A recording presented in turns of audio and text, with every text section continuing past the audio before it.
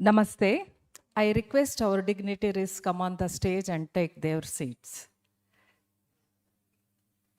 Shri Krishna Devaraya, King of Royal Family, Anegundi Samsthanam, Shri Tirumala Venkata Devaraya, Shri S. Murugan, IPS, Additional Director General of Police, Dr. Chiranjiv Singh, IAS retired former ambassador to UNESCO and Vice Chairman Bharatiya Vidya Bhavan, Shri KG Raghavan, Chairman Bharatiya Vidya Bhavan, Bengaluru, Shri HN Suresh, Director Bharatiya Vidya Bhavan, Bengaluru.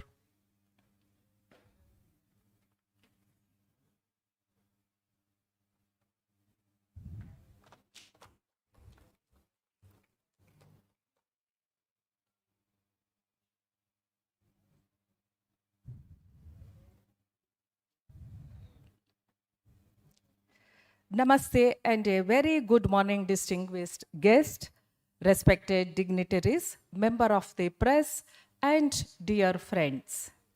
On behalf of Bharatiya Vidya Bhavan Bengaluru, I, Srimati Nagalakshmi K. Rao, Joint Director, extend my heartfelt welcome to this special day, the launch of In the Empire of the God King. This is not just a book release, it is a tribute to an era where literature, music, and governance flourished hand in hand. Today, we honor not just the pen, but a legacy carried forward by Shri Tirumala Venkata Devaraya, the 20th descendant of the great Krishna Devaraya. In palace where wisdom wore a crown and poets' verses lit the town, today that splendor lives once more as pages open a royal door. Having gathered in reverence, we now humbly seek the blessings of the Rajamata, Srimati Chandrakanta Devaraya, the revered mother of Raja Krishna Devaraya and grandmother of our author. As the matriarch of this royal lineage, her blessings fill this hall with wisdom and serenity. Let us begin this auspicious morning by invoking divine blessings through a soulful invocation. May I request Kumari Manasvi and Kumari Sudipta, disciples of Vidushi Archana Boj, to kindly take the stage.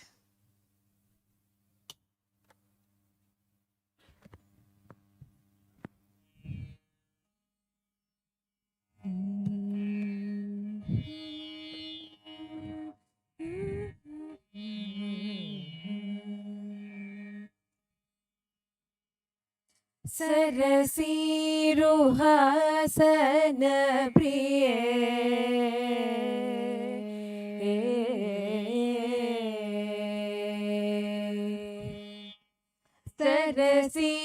सरसीरुहासन प्रिय अम्बा सरसीरुहासन प्रिय अम्बा सरसीरुहासन प्रिय अम्ब सदा वीणगान प्रिय सदानंद हृदये मणिवलय सरसीरुहासन प्रिय अम्ब सदा वीणगान प्रिय सदानंद हृदये मणिवलय सरसीरुहासन प्रिय अम्बा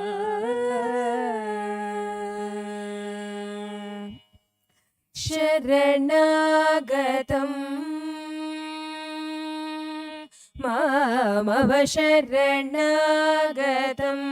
मामव मञ्जुळचरणकिसलये शरणागतम् मामव मञ्जुळचरणकिसलये शरणागतम् मामव मञ्जुळचरणकिसलये सन्मोदित कविजन हृदये सरोजनिलये मणिवलये शरणागतं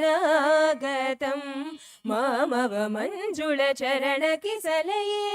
सन्मोदितकविजनहृदये सरोजनिलये मणिवलये सरसीरुहासनप्रिये अम्ब सदा वीणागानप्रिये सदानन्दहृदये मणिवलये सरसीरुहासनप्रिये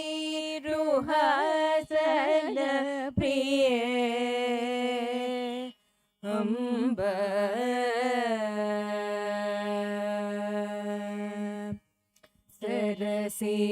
सरसीरुहाक्षि युगळे सरसीरुहाक्षि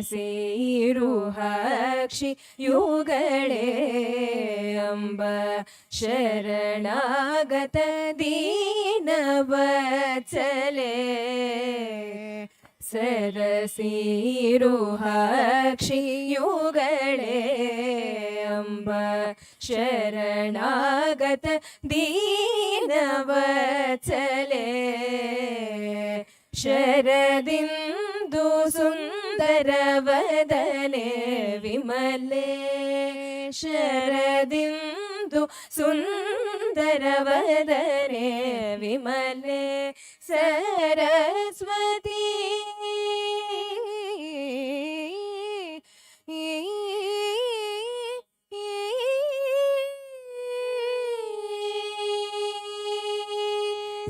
सरस्वती सतिदेशिकनुत गुणजाले सरस्वती सतिदेशिकनुत गुणजाले सततं विद्यालोले सदा सुशीले सामजकुम्भस्थळयुगळे धवळे सकल साम्राज्यप्रदकर धृतपुस्तकजाले सरसीरुहासन प्रिये सरस्वती सतिदेशिकनुत गुणजाले सततं विद्यालोले सदा सुशीले सामजकुम्भस्थळयुगळे धवळे सकल साम्राज्यप्रदकर धृतपुस्तकजाले सरसीरुहासन प्रिये अम्ब सदा वीणागानप्रिये सदानन्दहृदये मणिवलये सरसीरुहासन प्रिये अम्ब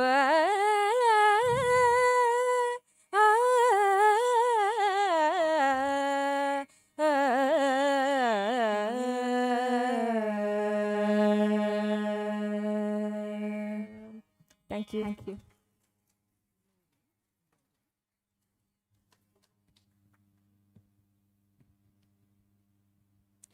Thank you for that serene and elevating start. A blessings for all that is to follow. I request Raja Krishna Devaraya to honor Kumari Manasvi and Sudipti.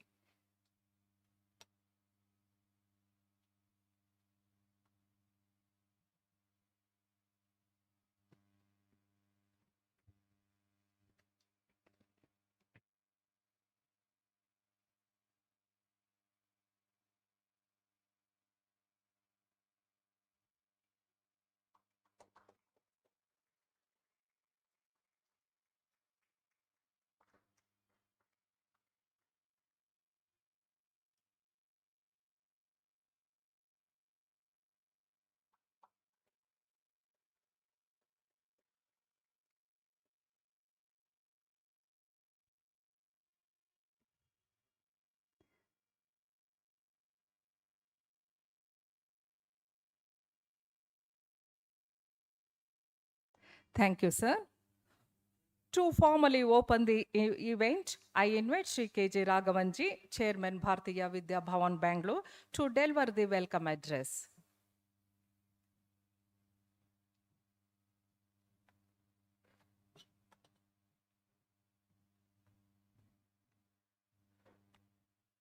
The author of today's book, which is being released, Shri Tirumala Venkata Devaraya, his father, Shri Krishna Devaraya ji, Dr. Chiranjiv Singh, Shri Murugan, ladies and gentlemen. At the outset, this is a very nice morning to be gathered here at the release of a book of this kind. I had an opportunity of going through this book because it was sent to me a few days ago. And the one thing that appealed to me, and I'm sure it will appeal to all of you, is that this is a book which is a hybrid of history and fiction. The history of Vijayanagara Empire has been set out in this book in a very lucid manner, in simple English, which all of us will be able to understand and appreciate. It is very important these days to have a book written in this style depicting the history of our part of the country. Today, unfortunately, history has taken a back seat in our curriculum. We have lost pride in the history of India. We have lost pride in the history of our region. Unlike in the Western educational system, where so much of importance is given to history, and knowledge of history is required not merely as a means of acquiring knowledge, it is for the purpose of inculcating in ourselves a sense of patriotism. Unless we are proud of our history, I am sure we will not be able to make much headway as a nation commanding respect amongst the community of nations. There is another reason why, in my view, this book has merit. Unfortunately, again, history has become mixed with politics. Party in power change the history to suit their point of view. I ask myself, how does history get changed depending upon the philosophy and the policies of the party in power? That is because the curriculum, the books that are prescribed for our children in schools and colleges is dictated by government bodies. And I think we should all stand up and say we do not want a government body to prescribe textbooks for school children. The moment government interferes, there is a problem, because they want to train the minds of the young people, young children, to suit their understanding of not what history is, what history ought to be. That is a grave danger for the preservation of our culture. And in fact, ladies and gentlemen, I have to tell you something very interesting, especially because this wonderful program is being had at the Bharatiya Vidya Bhavan. Bharatiya Vidya Bhavan prides in the fact that its publication, running to 11 volumes, The History and Culture of India, is the first series of books that was published by a committee of historians, and this was the first set of books written on Indian history by Indians. In fact, Dr. K. Munshi, the founder of Bharatiya Vidya Bhavan, constituted a committee under the chairmanship of Mr. R.C. Majumdar, and that committee has gone in such detail about the Indian history, starting from the Vedic age to the modern history of India. And this is the first set of books that was written about Indian history, old, medieval, and modern history by Indians. It is unfortunate that we have not had Indians write about Indian history. Indian history is sought to be taught to us through Western eyes. And I'm glad, therefore, that a book of the present kind, The Empire of the God King, giving us a glimpse of the history of the Vijayanagara Empire in a story form, has been written. And I compliment the young man who has written this book. And I am sure this will be a first in a series of books that he will write. I am very happy that Dr. Chiranjiv Singh, former ambassador, and who is also the vice chairman of the Bharatiya Vidya Bhavan, is here to release the book. We could not have had a better person than he. He is so well-read, versatile in his knowledge that give him any subject, you will go back enriched after hearing him and after speaking to him. Thank you very much, sir, for spending your morning with us to inaugurate and release this book. And of course, we have an impression that police officers do not indulge themselves in spending time on functions like this. Possibly that's because of the uniform they wear. But I'm happy that we have with us Mr. Murugan, who is the Additional Director General of Police, to preside over this function as a chief guest and participate in this function. It will serve two purposes, sir. First, it will help erase the wrong impression that we have about the police force.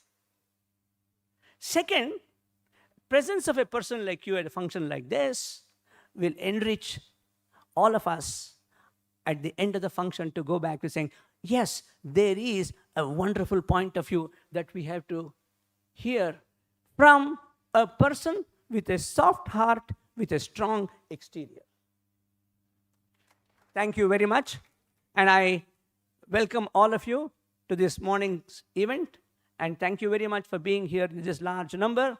That shows that there is a glimmer of hope, that history cannot be erased. Thank you very much.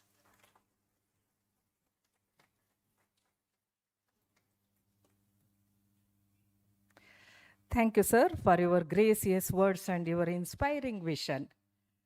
A welcome is not just a word we say, it is the warmth that light the way, like rivers meet the sea's embrace, our hearts unite in this sacred place. Light has always been a sacred symbol, dispelling darkness, igniting knowledge. I request our dignitaries on the dais to kindly join in lighting the ceremonial lamp.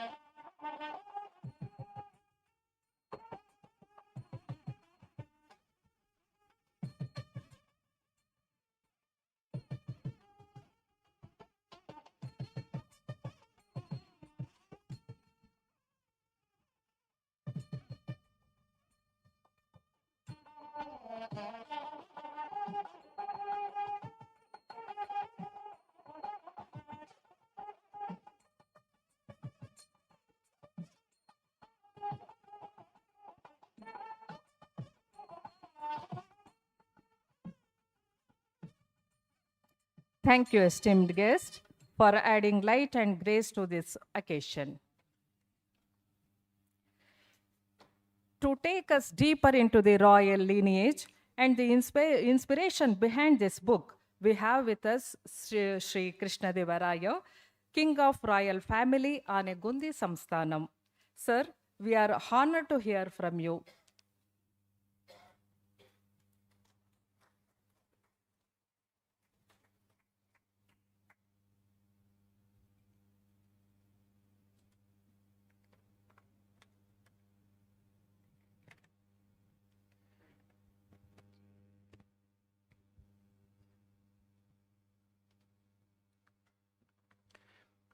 Respected dignitaries and my dear friends, Ellarigu Namaskara.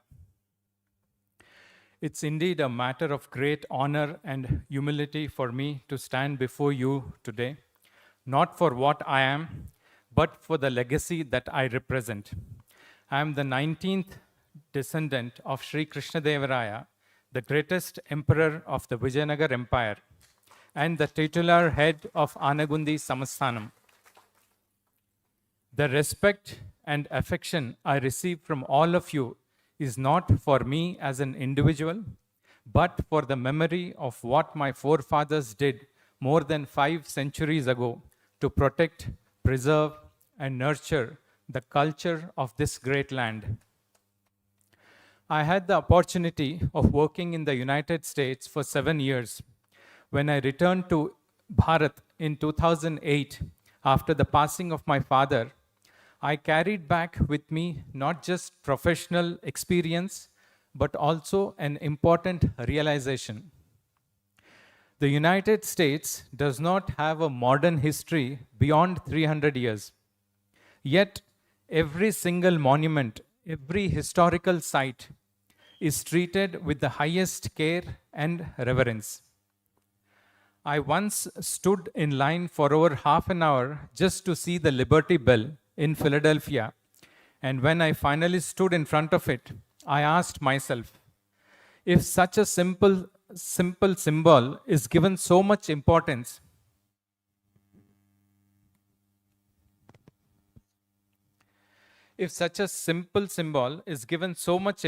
there, why is it that we in Bharat, with a civilization going back thousands of years, do not show the same respect to our glorious heritage?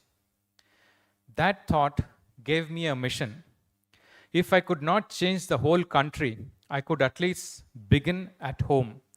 That is why I started the restoration of my ancestral house in Anegundi, the ancient capital of the Vijayanagara Empire. The story of Vijayanagara is not just my family story, it is Bharat's story. Vijayanagara, meaning city of victory, stood as a beacon of power, prosperity, and culture from the 14th to the 17th century.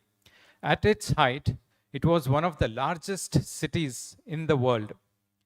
The emperors of Vijayanagara, especially Shri Krishna Devaraya, were not only warriors, but also great patrons of literature, art, and architecture. They united people of different faiths, they encouraged trade with foreign nations, and they made Hampi a center of learning and culture. The magnificent temples, sculptures, and inscriptions that survive even today are testimony to their vision. Krishna Devaraya himself was a scholar, a poet, and above all, a ruler who believed that protecting dharma, culture, and tradition was as important as expanding boundaries. The prosperity of the common man, the promotion of language and literature, and the building of temples and irrigation system, these were his true victories. My late father, Raja Achyuta Devaraya, carried the same passion for preservation in his heart. He was deeply committed for protecting the sacred temples of Hampi. To this cause, he founded the Hampi Ulisi Andolana Samiti, an organization dedicated to the preservation of Hampi's treasures. He would regularly visit and invite historians and scholars, engaging them in long discussions about the history, culture, and future of Hampi. His devotion was not just intellectual, it was deeply spiritual. Every Monday, without fail, he would visit the Virupaksha temple and the Badavilinga, a practice he undertook with great faith, following the guidance of Kanchi Paramacharya. It is from him that I learned that heritage is not just to be admired, it must be lived, protected, and passed on. Inspired by my father's example, I too have tried to continue this mission in my own way. To revive the sacred temples of Hampi, I have started the Vijayanagara Ujjivani Charitable Trust. Through this trust, our goal is not only to restore structures, but also to bring back the living tradition of music, dance, and worship that once filled these temples with life. As part of this mission, we have begun celebrating Purandaradasa Aradhane in honor of Purandaradasa, the Pitamaha of Carnatic music. His kirtanas are timeless, carrying the fragrance of devotion and the essence of our cultural soul. My dream is that this Aradhana should become world famous so that people from across the globe may come to Hampi, experience his divine compositions, and take with them a part of our living heritage. But what are we doing with this legacy? Our temples are neglected, our monuments are crumbling, and our traditions are slowly being forgotten. If a nation with just 300 years of history can celebrate its heritage so proudly, then we who have a legacy of thousands of years must rise to the occasion. We must preserve our monuments through proper care, not allowing them to be lost to neglect, promote our traditions through festivals, storytelling, and education for the younger generation, participate as citizens by visiting, respecting, and supporting our cultural sites instead of ignoring them. Today, as a humble representative of the Vijayanagar legacy, I do not stand here to glorify the past alone.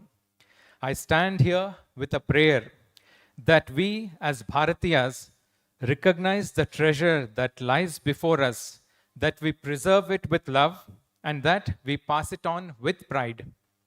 The story of Vijayanagara does not belong to one family, one community, or one religion. It belongs to all of Bharat. Together, let us ensure that our temples, our traditions, and our timeless heritage continue to inspire not just us, but the whole world. Sarve Srujana Sukhino Bhavantu, Sarve Jana Srujana Bhavantu.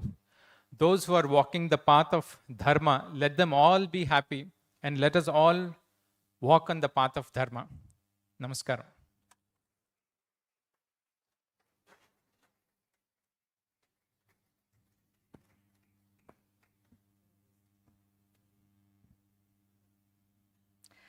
Thank you, sir, for that illuminating insight steeped in history. A lineage carved in timeless stone, where kings once sat and wisdom's throne. Today, that story breathes anew through words that shine like morning dew. The moment we have been awaiting has arrived. I invite Dr. Chiranjiv Singh, sir, IAS retired, former ambassador to UNESCO, Vice Chairman Bharatiya Vidya Bhavan, Bengaluru, to launch in the empire of the God King and share his insights.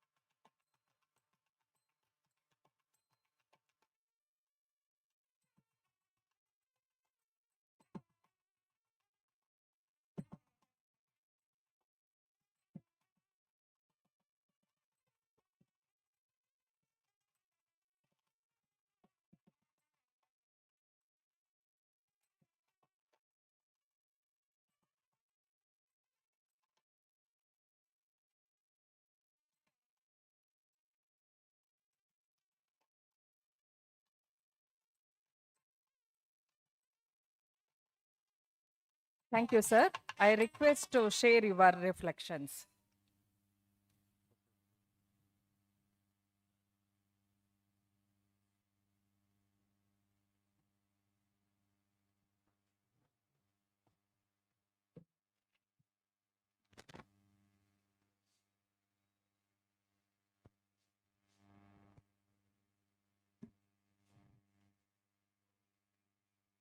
Shri Krishna Devaraya ji, Shri Tirumala Venkata Devaraya ji, Chief Guest, my old friend Shri S. Murugan ji,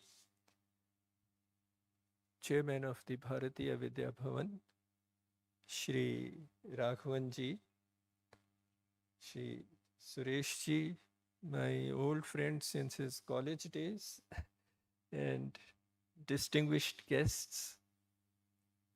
It's a pleasure to release this book today on Vijayanagara Empire.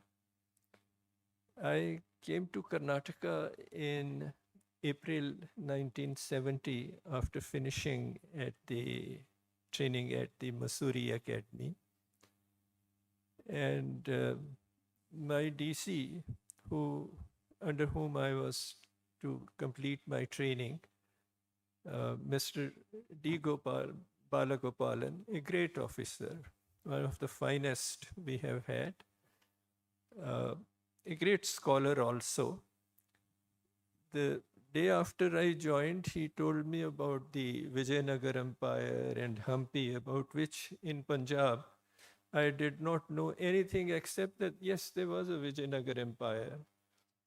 Because I was not a student of history, I was a student of earth sciences. And then he gave me the book, The Forgotten Empire, which has a record of Portuguese travelers to Hampi. So I first went to Hampi after reading the book. It was in the month of May, blazing hot sun. And by the time I reached, it was really, the air was it was hot and rising up in currents. But seeing Hampi before it was desecrated by tourism was a vision. When I think of Hampi, I think of Hampi as it was in that era before tourism had taken over Hampi. And what a great experience it was. I still think of Hampi as it was during my first visit. Later on, as secretary, I had 9 departments, out of which archaeology, museums, etc. was also one. And so I had a lot to do with Hampi, the excavations there. Always I said that Hampi is not just a tourist place, it's a sacred place, and it should be promoted more for pilgrimage than for the kind of tourism that we have. If you take out old files and see my notings, even in Government of India, when I was in the tourism ministry, this is what I have written on more than one occasion, that it is not just a tourist site.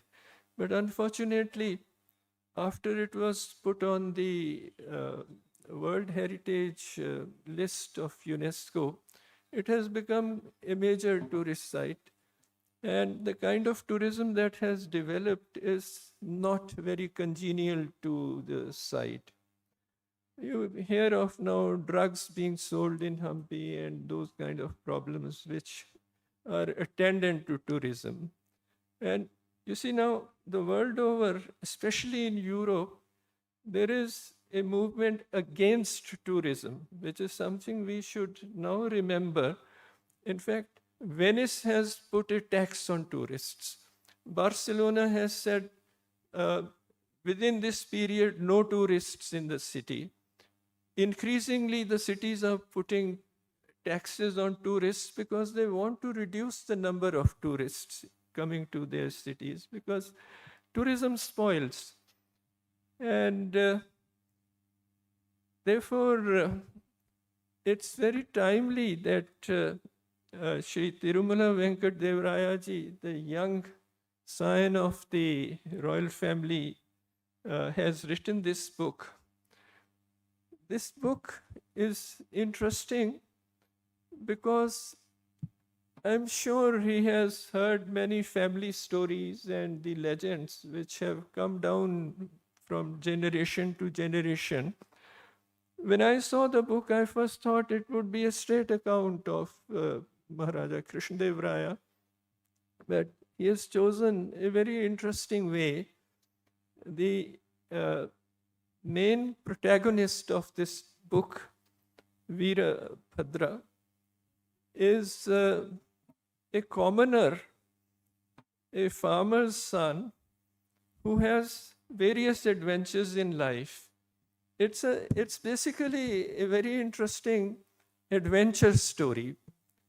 From the border of Vijayanagara Empire, he lands in Bijapur, and there's this description of Bijapur at that time, comes back to Vijayanagara Empire, and the book ends there after his marriage and a couple of adventures in the Vijayanagara capital.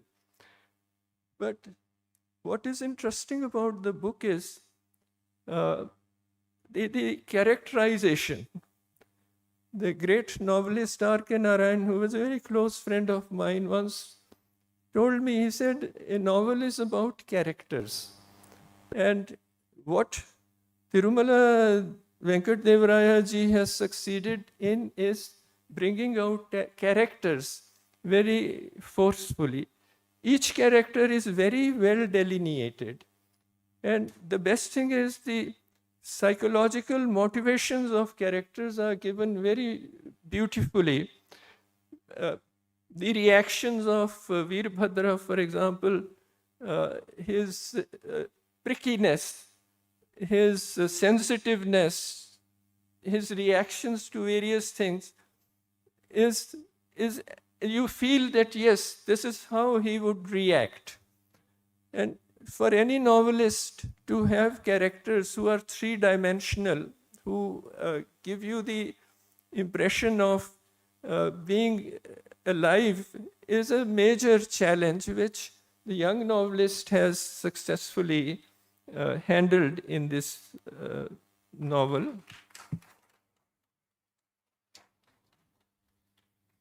E.M. Forster, in his great work of scholarship and literary criticism, The Aspects of Novel, which I suggest Shri Tirumala Venkata Devaraya to read because he's young and he's a student of history and not of literary criticism, but it's a short book, a very famous book. Probably it's available online also, Aspects of Novel. E.M. Forster, who wrote Passage to India, says that there are two types of characters, the flat ones who don't change and the rounded ones, which is a very important distinction. I would say that the characters, especially the major ones like Veerabhadra, are rounded ones, and that's his success. The book is, as I said, a rollicking adventure.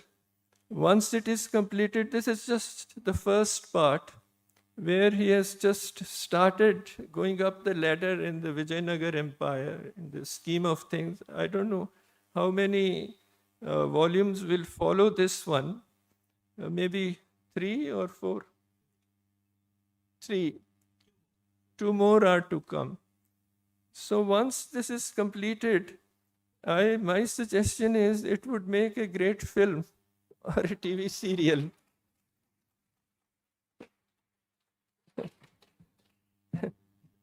I suggest start talking to producers in Andhra Pradesh, because Krishna, they have the money to produce blockbusters. And the kind of large-scale productions they mount, I'm sure. And also, Krishna Devaraya was emperor of both Karnataka and Andhra. I mean, they both they both say he's ours. Incidentally, his own work is in Telugu. Muktamalyam is in Telugu. So start the discussion with them right now. My only complaint about the book is the language sometimes is 21st century language, whereas it should be something like not the old English, but to avoid expressions like his adrenaline was up. No, adrenaline is something which came to light only in the 20th century, or where the grandfather of Veerbhadra says it's a Herculean task. Now, a villager in the 15th century would not say something like it's a Herculean task. So, so this is just a suggestion to the young author. Now, Hilary Mantel has written a work in 3 volumes about Henry VIII. This is, I don't know whether you, Wolfall, did you read that? And the other 2 portions also bring the bodies and all. If you have read that, you would notice how Hilary Mantel has used the language. So that's the kind of language I would suggest in the next 2 volumes you should use. But I mean, I'm amazed that at such a young age he has written a work of this magnitude. And the imagination is marvelous. When you read this book, you would look forward to the remaining 2 volumes. I hope they are brought out soon. But I congratulate him on this achievement. This is, you can say, this is the kind of introduction to the whole work. The young protagonist, Veerbhadra, has, as I mentioned, just come to the Vijayanagara Empire from Bijapur and all. And he's going up, and I suppose all the glory of Vijayanagara Empire would be described when he rises up the ladders in the empire in the next 2 volumes. Another thing which I really liked was the empathy with which the Vijayanagara Empire, the Bijapur Empire is depicted in the book. The mentor of Veerbhadra, who teaches him how to use weapons and who is his guide and mentor at Bijapur, is very well drawn. And in fact, his death is a moving depiction. Also, you would notice when you read the book that this Vijayanagara Empire was not a communal empire. There was no Hindu versus Muslim kind of thing there. You had, for example, as he has mentioned in the book, the queen of the Bijapur Sultanate was a Hindu woman. Krishna Devaraya had Muslims in his army, and some of his generals were Muslims. And if you see the architecture also, for example, the Kamal Mahal and the arches, etc., they are Indo-Saracenic in style. So there was no division, there was communal harmony. And that communal harmony comes out in the book also. And that is something which we have to remember today, that this is the land of all the people. And the empires come, the empires go, but the culture remains. The culture is, in fact, the major contribution of the Vijayanagara Empire, even to this day, as Shri Krishna Devaraya ji mentioned about the cultural contribution. For example, Rig Veda, when it was written, Sanskrit was not today's Sanskrit, which is Panini's Sanskrit. The Vedic Sanskrit is very different from the kind of Sanskrit which is learnt and taught today. And over a period of 3,000 years, language changes. Language of Kannada of 500 years ago, you need a glossary today to understand what is in that epic. Any old language, Old English, if you read Anglo-Saxon, you find that it's very different from today's English. And over a period of 3,000 years, the language had changed. Nobody knew the meanings of various words in the Vedic Sanskrit. In Rig Veda, for example, it was under the Vijayanagara Empire that the bhashyas of the Vedas were written.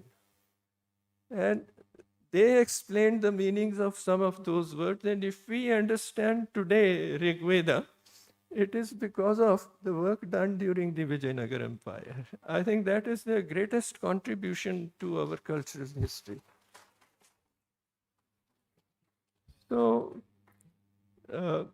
this book will, in a popular sense, draw attention to the cultural and other achievements of the Vijayanagara Empire and not just the political achievements. And that, I think, will be the major contribution of this 3-volume work.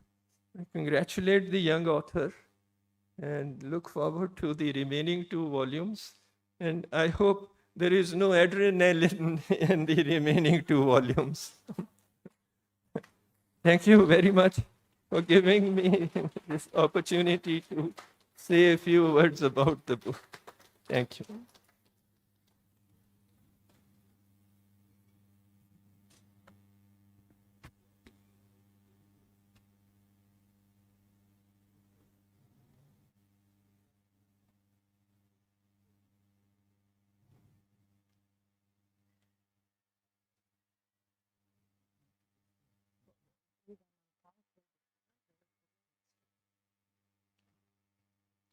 Thank you, sir, for unveiling not just a book, but a journey into heritage. On this occasion, we must also bow in gratitude to a presence whose devotion and steadfast care have made this day possible, Srimati Ratnashri Raya.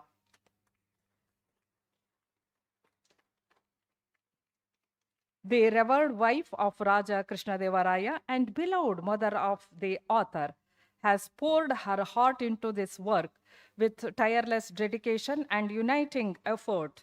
She has stood as a guiding force, ensuring that the spirit of this empire is not just remembered, but loving, caring forward.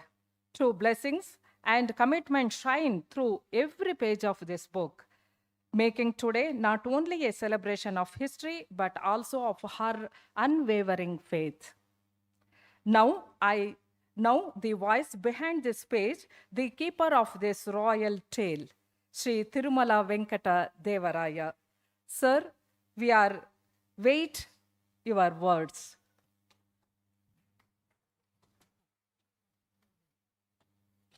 Before my son talks, I'll just give a bit about the background, how he got into writing and all.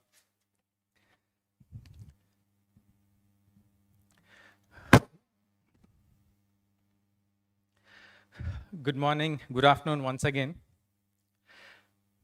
It's with great pride and joy that I stand before you to introduce my son, Tirumala Venkata Devaraya. As many of you know, he completed his graduation in history from Durham University, and next month he's again going to London to do his master's in politics at SOAS University. But his love for stories of the past began much, much earlier. Even as a child, he was deeply fascinated by characters from history, though interestingly, his journey started with dinosaurs and fictional heroes. These early influences sparked a curiosity that soon turned into a genuine passion for the real characters and events that shaped our world. Tirumala's reading habit began at a remarkably young age. He was just 3 years old during our time in America. My wife played a crucial role in nurturing this habit in the US. In the US, you can borrow 20 to 30 books at a time from the public library and keep them for 2 weeks. So she would bring home stacks of books, and together they would read and reread and again. So, this simple routine laid the foundation for Tirumala's lifelong love for reading and learning. At around 10-year-old, he even wrote a small comic book titled Legacy of Legiston. He not only crafted the story but also drew all the characters himself. His imagination and interest in history, especially European history, were evident even then. His passion only grew stronger over time. So when he came to me and said he wanted to pursue history as his subject in college, I wholeheartedly supported his decision. I believe that a child who follows his passion will always find purpose and eventually success. While studying in the UK, Tirumala came across the Babarnama, where Babar mentions that the most powerful king in India was Shri Krishna Devaraya. That discovery led him deeper into the rich tapestry of Indian history. He later wrote about Venkatapati Raya. He was the grandson of Krishna Devaraya, the ruler who revived the Vijayanagara Empire after the Battle of Talikota, an important figure not widely known. This research culminated in his book, In the Empire of the God King, written during his final year of graduation, a testimony to his dedication, curiosity, and scholarly insights. Today, you see before you a promising young individual, someone who has not only pursued his passion with discipline, but also aims to bring to light the forgotten chapters of our history.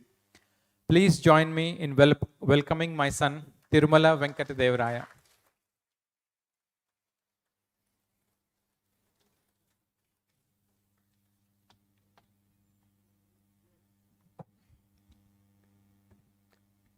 Hello, everyone. Good morning.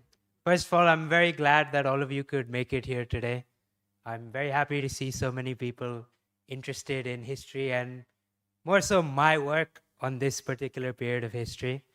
I'd like to thank the people who spoke before me, Shri KG Raghavan and Dr. Chiranjiv Singh. Thank you for your kind words about my book. And regarding my use of language, I will bear that in mind for the next two editions. But one small thing, the word Herculean, that was intended. The grandfather has a very interesting backstory that I intend to work on in the next two books. So bringing myself to talk about the book, this is always a very precarious quagmire. So if I tell you too little, I don't know, maybe you won't be too interested in getting the book. If I tell you too much, I've spoiled it and there's no point in buying the book anyway. So it's always kind of hard when it comes to talking about the book. And so how I came about writing this book, as my dad mentioned, I've always loved reading ever since I was very young. Reading was something which I think, I don't know, it transported me to all these magical fictional worlds. I started off, as he mentioned, with comics and short chapter books, the scholastic ones. Then, of course, there was Harry Potter, Percy Jackson, all of the classics. And then eventually I discovered this love for history. I realized that it's not just in the fictional world that you find great stories. The real world itself has so much to offer. And initially, as I grew up in the US, I didn't know about my own heritage, my own story. So when we moved back to India, it was in steps, of course, gradually that I discovered what rich heritage and rich stories that Vijayanagara itself had to offer. So as a kid, I think just going around, so to this day, we take part in a lot of cultural events in Anegundi and Hampi, the Rathotsav, the Shera, of course, not to the grand scale that they were celebrated back then, but to an extent, it is still followed, and I think it's very important that we still follow these. So as a kid, I used to take part in these events, and slowly I was introduced to this world. And then just going around these temples, looking at these sculptures and hearing the stories behind them, it sparked this sort of fire in me that I need to do something about Vijayanagara. Of course, initially when I started writing, it wasn't Vijayanagara that I focused on. As my dad mentioned, I wrote a little comic book when I was 10, 11.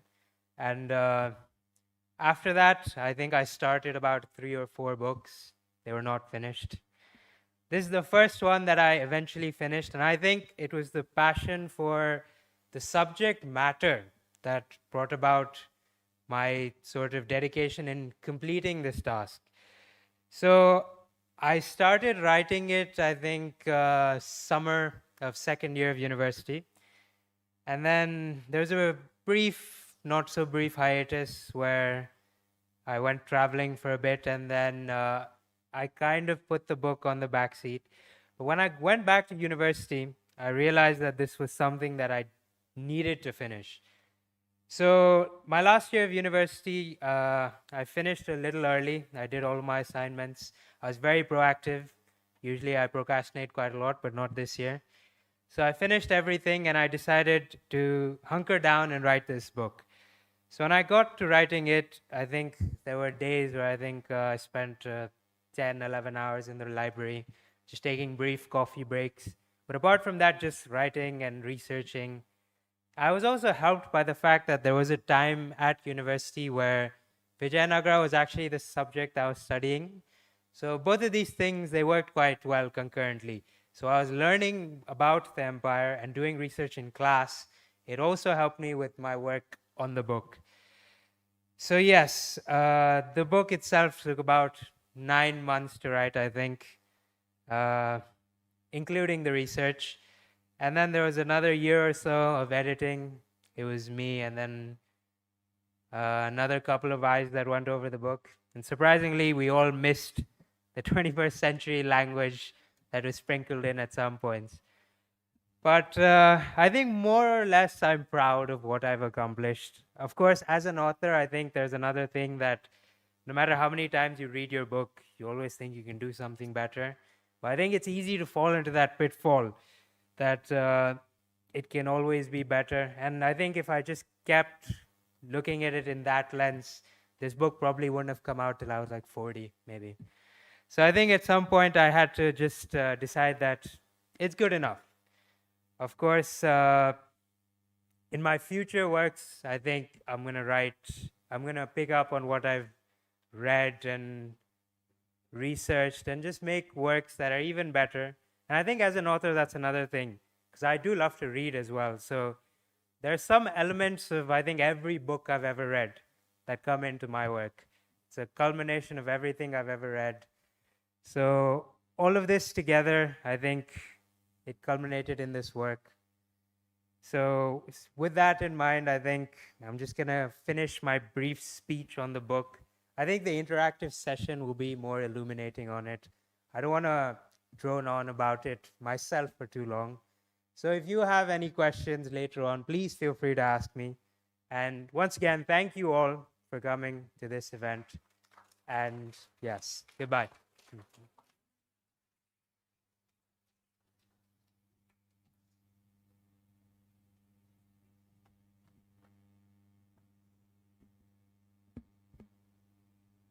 Thank you for sharing the passion, research, and vision that brought this empire back to life. An author's ink is a timeless stream following between history and dream. Today, that river comes to shore to tell the tales of kings once more. We now open the floor for a brief interaction with the author. Please share your questions and thoughts. May I now invite Srimati Jyoti Raghavan, senior journalist and art critic, to moderate this interaction.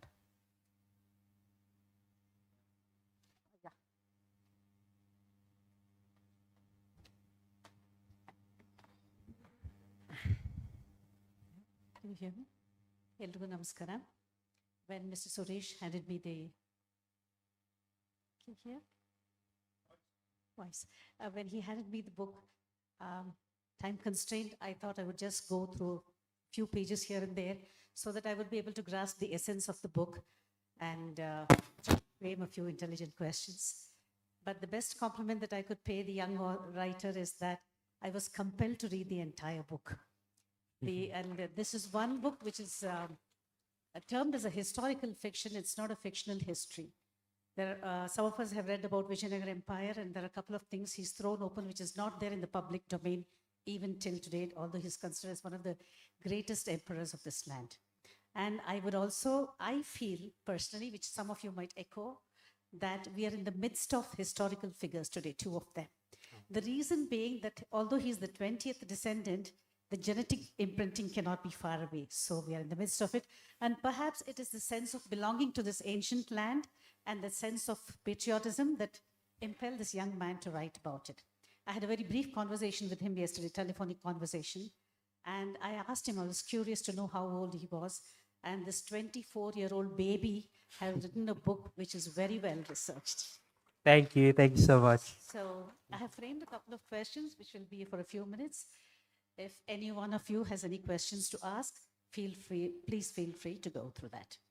Just give me one or two questions and then we start off. We'll just get started on. The first thing is, belonging to this family, you would have been privy to a lot of, not just palace intrigues, but a lot of information. Why did you choose to write a fiction instead of not coming out with historical facts itself? Because Krishna Devaraya has not been given his due place in our history. So that would probably have been a lot more enlightening. But why did you choose fiction? Well, first of all, I do agree. Shri Krishna Devaraya unfortunately has not been given his due place in our history.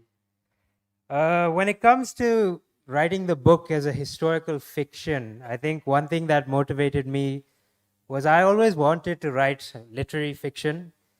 And historical fiction sometimes has a bit of a misconception that when people hear the word fiction, they think that everything in the book can be discounted. It's not true. But in this book, I think historical fiction, everything that has basis as a historical fact, I've tried to keep it as true as possible. Of course, there are very minor sort of creative licenses that have taken place. And another thing is that I wanted to explore that world. And I think as historical fiction and my protagonist being fictional, this allowed me to make him navigate that world in a much more sort of illuminating way. I think as he sees the world through his eyes, it's easier for someone reading the book to also imagine themselves in that era and look at that world through his eyes. So the cultural and sort of just day-to-day aspects of life in that world, I think writing it in the form of historical fiction was something which I felt would compel audiences to read this book. History is something that I also want to explore. And at some point in my life, I do want to write a historical account of the Vijayanagara Empire. And this is something which I think I've kind of started on, not gotten too far just yet. But not just the Vijayanagara Empire up until the Battle of Talikota, but also what happened after. Because there's a common misconception that it just ended after the Battle of Talikota. And not just the Vijayanagara Empire, but also the successor state. For example, the Kingdom of Anegundi. I think to a lot of the public, the Kingdom of Anegundi is something which is just not known at all. And it's something which also has a very important place in history, but I don't want to talk about it for too long, because that will take a very, very long time.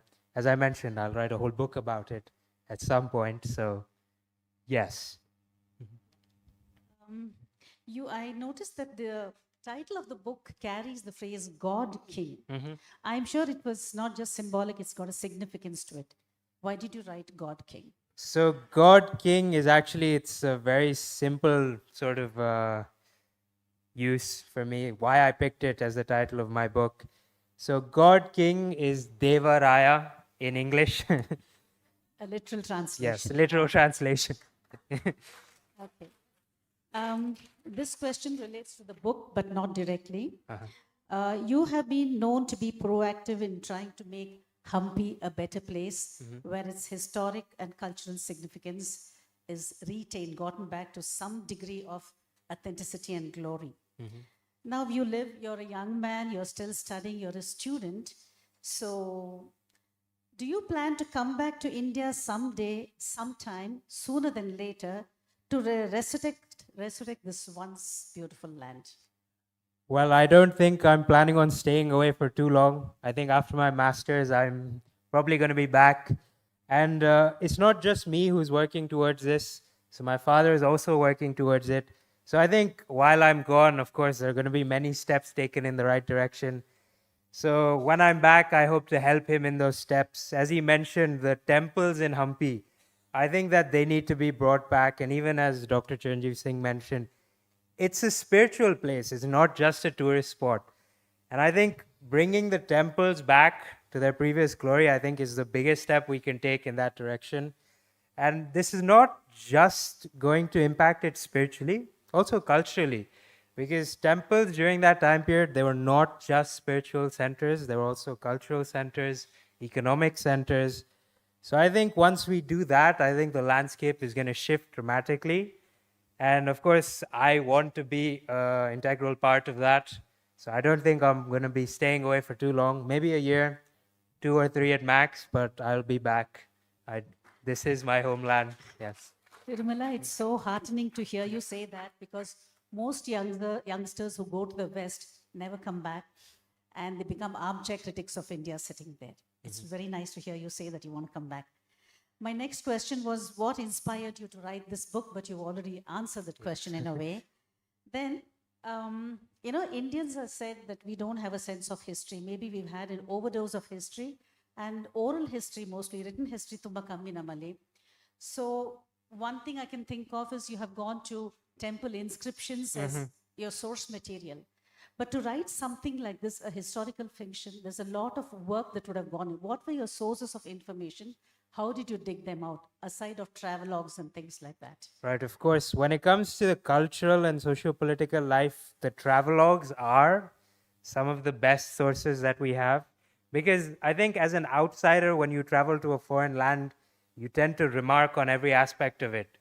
And I think when the Portuguese, Italian travelers, they came, they wrote about Hampi and its life and sort of the cultural aspect in detail.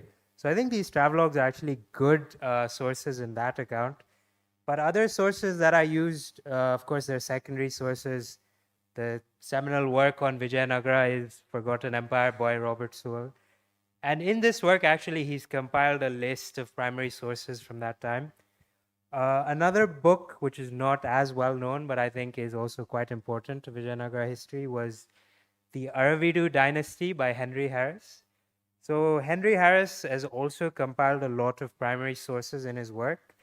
And something which he has in his work, which I think is not very, which is not there in a lot of the other sources, is that there was a cadre of Jesuit monks which existed during the Vijayanagara time period. So these monks, they were more or less privy to court life, and so they used to make detailed accounts which they used to send back home to Portugal. So he translated all of this and wrote it in his work. So their accounts are actually quite illuminating. I found a couple of courtly intrigues and instances that, if you guys want, I'd like to share with the audience. They're quite interesting. So one of them is not during Krishna Devaraya's reign, it's during Venkatapati Raya. As my father mentioned, he was his grandson. So during his reign, actually, there was an envoy from the court of Akbar. So Venkatapati Raya was a contemporary of Akbar. So Akbar's envoy, he comes to Venkatapati Raya's court, and his mission is actually to spy on the defenses of the Vijayanagara Empire at the time. So when he does come to the court, his message to Venkatapati Raya is that I come from Akbar's court and he wants you to pay subservience to him and give up your lands and bow down to the Mughal emperor and become a subject of his. Venkatapati Raya's response was short but succinct. He said, "This is a land that my forefathers have fought and died for. I am not going to be bowing to any invader, and if Akbar wishes to come and take this territory, I will gladly meet him in the field of battle. And if the gods will it, then they can take the crown from my head, but I will not give it to some invader just like that." So I thought that was a very interesting account. And another account was that Venkatapati Raya was pen pals with the King of Spain at that time, Philip IV. So they actually wrote and exchanged letters about their own cultures, their countries, their kingdoms. And also, there was this fantastical plan that they'd come up with. It never came to fruition, but they'd come up with this military strategy of how Philip was going to invade the Ottoman Empire and Venkatapati Rao was going to invade the Mughals, and together they'd meet somewhere in the middle. It never came to fruition, but some interesting ideas that they were exchanging even then. Actually, going by the kind of research that you have done, seriously, that would make a wonderful volume in itself, I think. Extracts that you've culled out from various sources. And I would like to also add about your book is that it is written in very simple language, easily understandable. If you have to write simply, you have to have an excellent vocabulary. Although this sounds like a contradiction in terms. And you have tried to set right the misconception of the Vijayanagara Empire, the history, by fleetingly pointing to the second golden age. Most of us think that after the Battle of Talikota, that was the end of the Vijayanagara Empire, which is not so, and which is not known to us because our history books say the opposite. Can you share some more details about this? Yes, so the second golden age of the Vijayanagara Empire was under the individual that I just mentioned, Shri Venkatapati Devaraya or Venkata II. He was the grandson of Krishna Devaraya, the son of Tirumala Devaraya, another one. Our names are repeated quite a lot. So Venkatapati Raya was the second son of Tirumala Devaraya. He was the younger brother of Sriranga I, and even though Sriranga had a son, everyone decided that Venkatapati would make the best emperor because he had proven himself. Before being emperor, he was the viceroy of the region which more or less corresponds to present-day Tamil Nadu.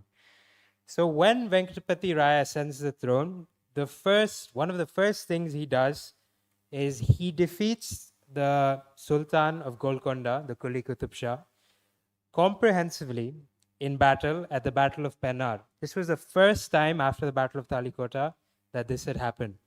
After this, after a series of skirmishes with the Deccan Sultanates, he actually redrew the lines of the Vijayanagara Empire to what it was pre-Talikota. So even Hampi at that time was reconquered, but it was in such ruinous state that they couldn't make it their capital once more. And also it was on the borders. So at the time, Chandragiri was the capital, and it served a much more strategic position. But another thing which I find really interesting actually is that no matter how many times the emperors shifted their capital, so from Vijayanagara it went to Penagonda, then Chandragiri, then Vellore, the city was always referred to as Vijayanagara, which is quite confusing. So you will have sort of mentions of later emperors post-Battle of Talikota saying that they have done their sort of inscriptions in temples such as in Tirupati. So the emperor from Vijayanagara, the city of Vijayanagara. So while the location changed at that time, the city was referred to as Vijayanagara. That was something interesting that I found. So during Venkatapati's reign, there was a second golden age, art, culture, everything flourished.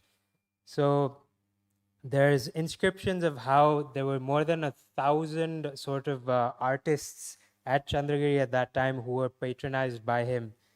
And when you go to Tirupati, actually, the only other statue of a Vijayanagara emperor, apart from Krishna Devaraya there, is a Venkatapati Raya.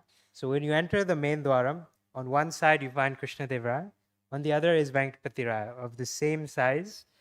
So it goes to show that even then this was a very powerful and relevant figure during that time period.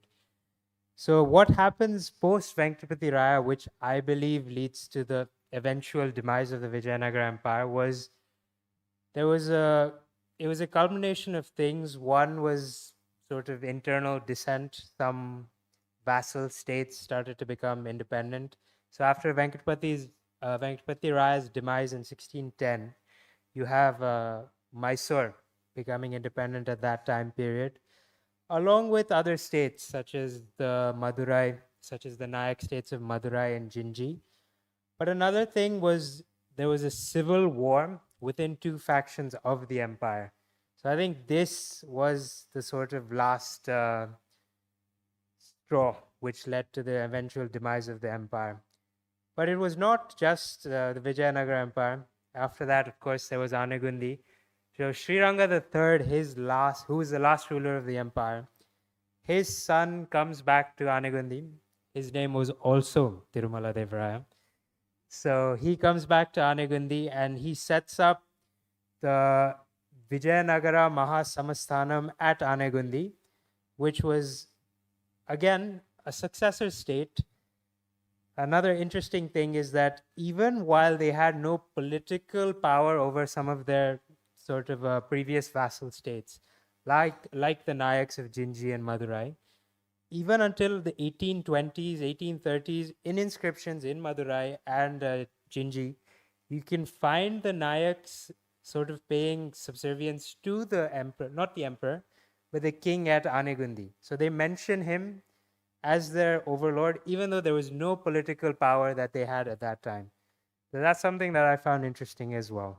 So I think that's a little history after the fall of Talikota. Ramaraya is a name most of us don't know about the Vijayanagara Empire itself. In fact, he has been guillotined because of his one loss, whereas you have tried to do justice to him. A few thoughts on that?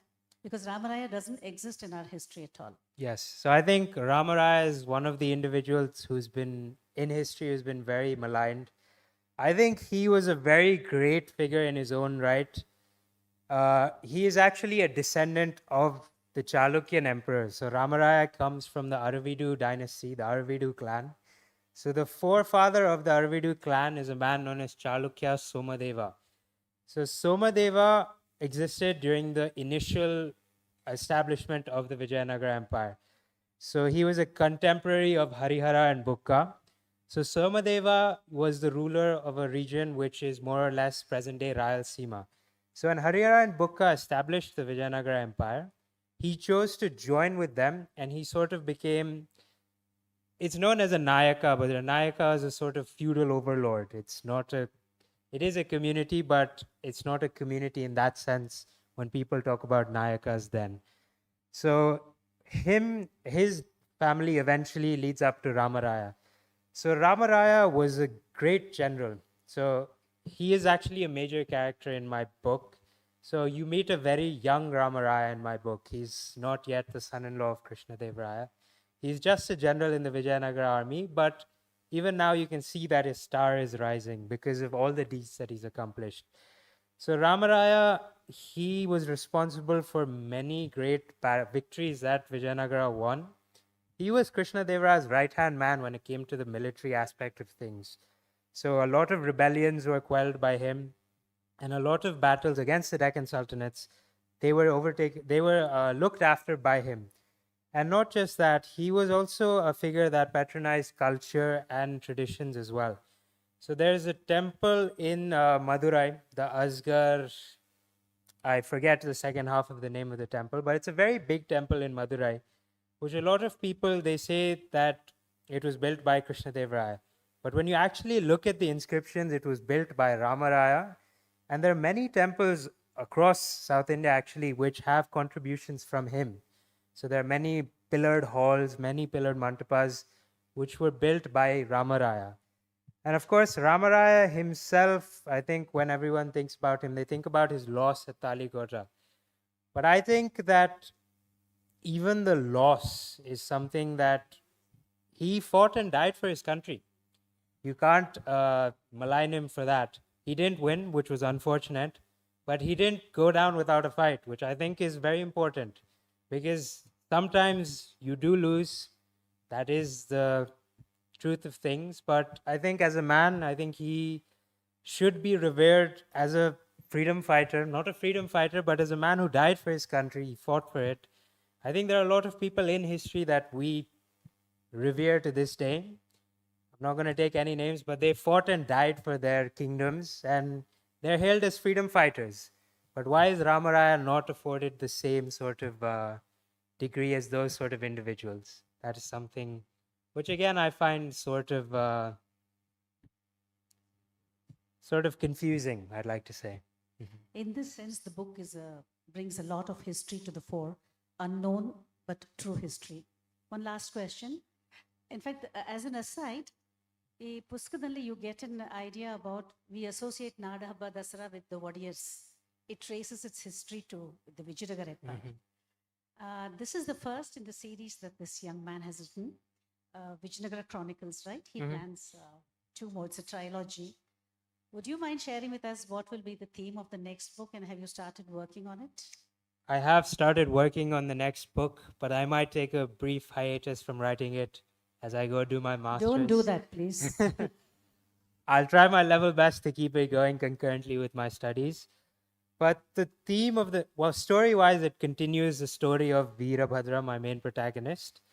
The themes that I want to explore in this book are more or less, they will be a continuation of the ones that I'm exploring in this one. So culture, sort of familial loyalty, and sort of themes which I think are even prevalent in this day and age. I think as a modern day reader, you can relate with themes such as these, such as overcoming hardships in life.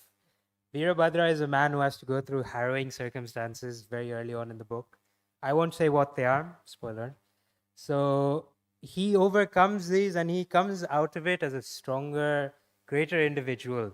So these are things that I want to explore more in depth in the second and third novels in the trilogy. But I think also telling the story of Vijayanagara, of course. So the second and third novels are going to be a lot more focused on the political intrigue that will be taking place during that time. I think the first novel is more or less Veerabhadra's story. But the second and third, as he's risen up in the ranks and he's part of this court, the political intrigue will be something that he will be privy to.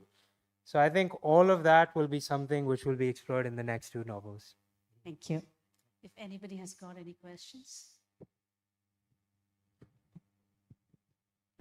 First of all, I would like to congratulate the descendants of the royal dynasty of Vijayanagara, father and son. It is our fortune that we are able to see the descendants of the royal dynasty. Thank you very much. I feel any story of Vijayanagara, in addition to description of the glory and the great days, 3 names are worth to be mentioned always with all respect, love and affection. 3 great names. One is Vidyaranya, who is the founder and mentor of the Vijayanagara dynasty. He is responsible for Hauka Bukkas to be trained and Vijayanagara Samrajya to be built. Number 1. Number 2 is none other than Kumaravyasa, who has written Mahabharata in Kannada. It was written there. And let me tell you another thing. Our farmer, Mattur Krishnamurti, was a giant in Gamaka Vachana of this Kumaravyasa Mahabharata, along with our Hosalli Keshavamurti. He has given thousands of Gamaka Vachanas. That is worth mentioning, and we have great respect to Mattur Krishnamurti. And it is the work of Kumaravyasa, who has written Mahabharata. Entire Mahabharata was written there in Hampi, sitting in the temples and using the pillars as his backrest. He has written the whole Mahabharata. And third name to be mentioned is our Purandara-dasa. Of course. Purandara-dasa has written thousands and thousands of wonderful poems, and it gives the devotional songs, the bhakti, the philosophy, entire thing is put in some simple poems. And even now, the people in the state are singing thousands and thousands of such songs Purandara-dasa has given. So I have got great respects. Any story of this Vijayanagara, 3 names to be mentioned: Vidyaranya, Kumaravyasa Bharata and Purandaradasa. Right. Thank you. Congratulations to father and son. Valuable Thank you. suggestions. Thank you so much. They are sincere suggestions, yes. But what makes the cutting edge difference?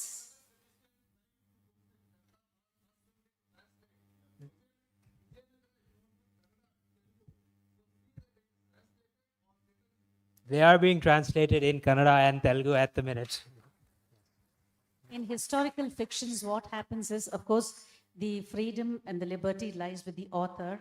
It becomes a little too unwieldy if you have to get into different aspects of what existed at that time, political, cultural, economics, what. You can continue to answer the question. No, I think it was more suggestions rather than a question, right? Comments and suggestions, yes. Anyone else? Anyone has got else? anything to ask?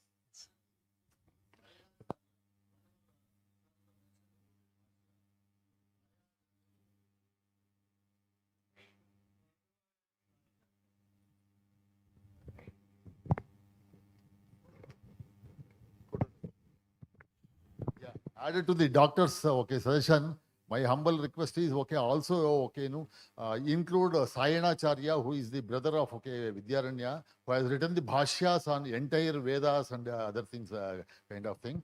And ಕನ್ನಡದಲ್ಲೇ ಕೇಳ್ತೀನಿ ಬೇಕು ಅಂತ. ನಾನು ಬೆಂಗಳೂರಿನಲ್ಲಿ ಹುಟ್ಟಿದವನು, ವಿಜಯನಗರದ ಇದ್ದಿದ್ದು, ಆದ್ರಿಂದ ಕನ್ನಡದಲ್ಲೇ ಖಂಡಿತವಾಗಿ ಆ ವಿಜಯನಗರದ ಏನು ಪತಾಕೆ ಇದೆಯಲ್ವೇ ಇದು ಅದರಲ್ಲಿ ಏನು ಒಂದು ಬೋರ್ ಅಂತ ಏನಿದೆ ಆ ಒಂದು ಅದರ ಇದನ್ನು ತಾವು ಉಲ್ಲೇಖಿಸಬೇಕು. ಯಾಕಂದ್ರೆ ವರಾಹ ಏನಿದೆ ಇವತ್ತಿನ ಸನ್ನಿವೇಶಕ್ಕೆ ವರಾಹ ಅವತಾರ ಒಂದು ತುಂಬಾ ಪ್ರಾಮುಖ್ಯ ಇದಿದೆ. ಅದನ್ನು ಅದರ ಬಗ್ಗೆನೂ ತಾವು ಬರೀಬೇಕು ಅಂತ ಒಂದು ವಿನಮ್ರ ವಿನಂತಿ. ನಿಮ್ಮ ಆಸಕ್ತಿ ಸಲಹೆ ಶ್ಲಾಘನೀಯ. I am sure the Young man will take that into cognisance.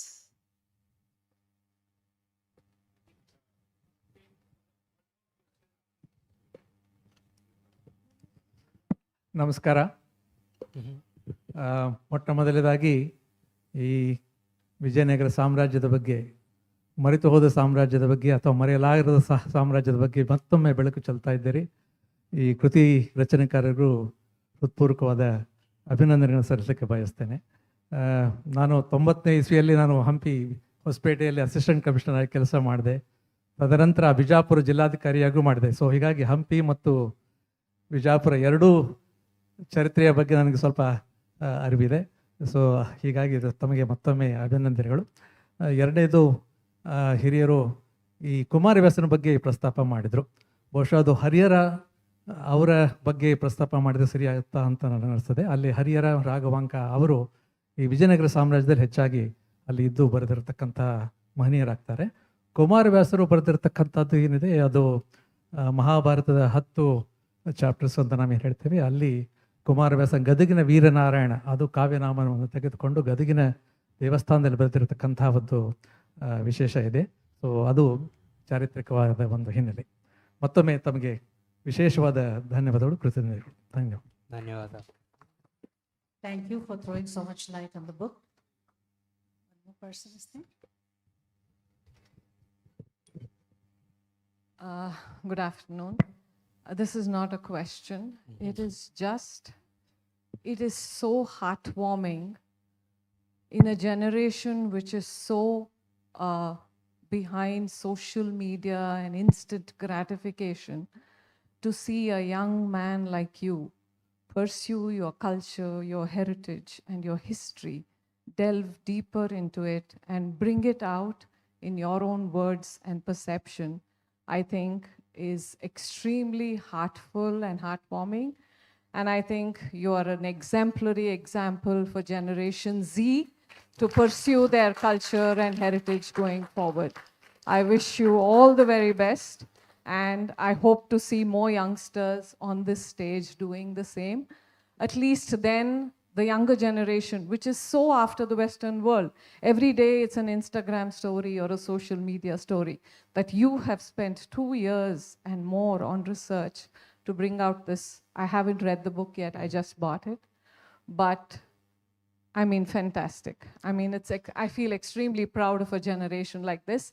And I can say, with great pride that yes, there is hope for this country yet.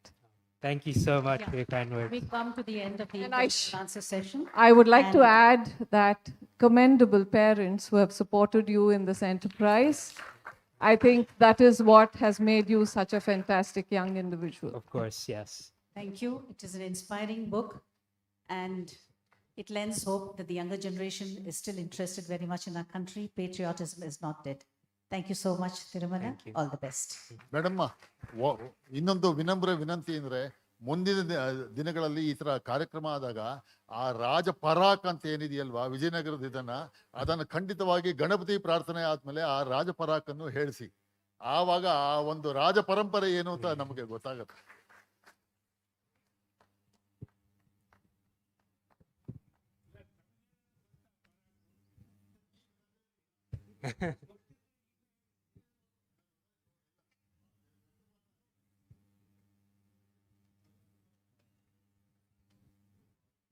I think we are done with the question.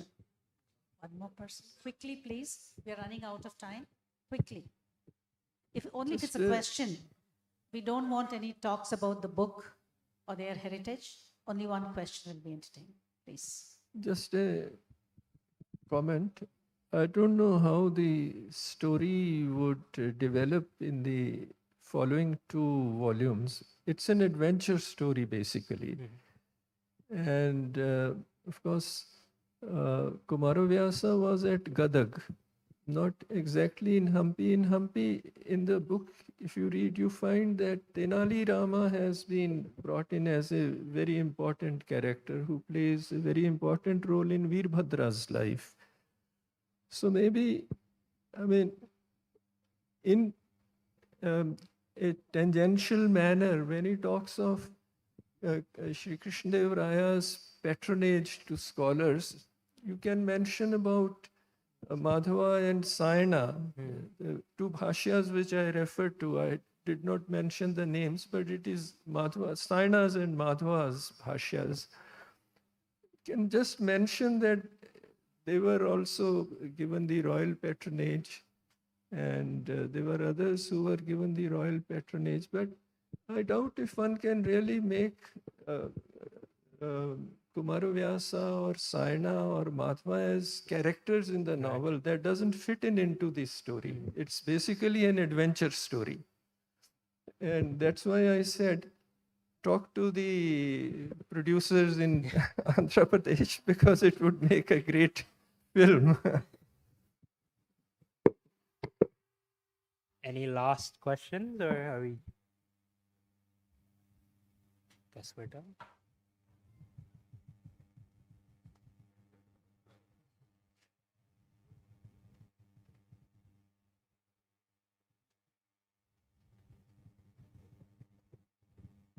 Hello, we are classmates of your father, Krishna Devaraya.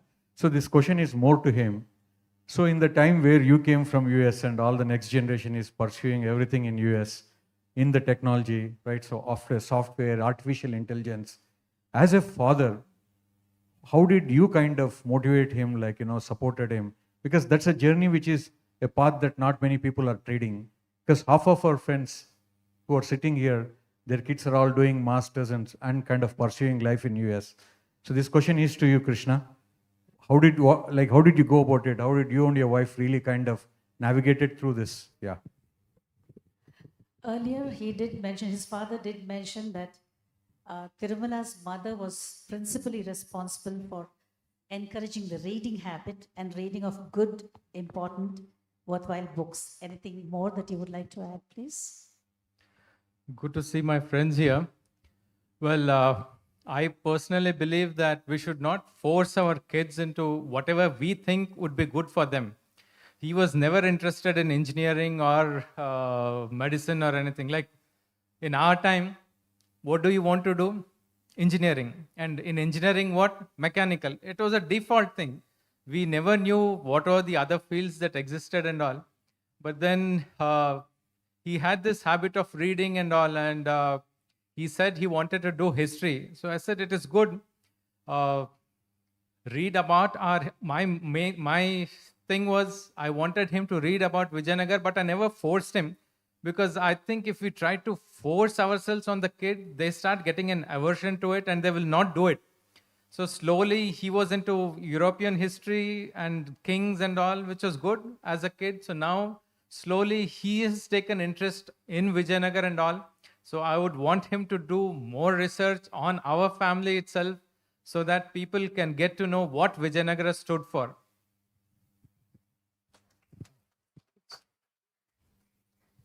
Interestingly, this is recently the second work of fiction on Vijayanagara Empire. After his recovery from the murderous attack, Salman Rushdie has written a novel on Vijayanagara Empire, but yours would be, I suppose, much more rooted in the soil. Yes. Because as he has said in an interview, unfortunately, he cannot come to India and could not visit Hampi in person. So this rootedness, I think, would be the best quality of your following volumes. Thank you. Congratulations once again, Tirumala, for bringing out a book which is rich in history, much of it unknown history, and building a beautiful story around it. And all the best for your new series. Thank you very much.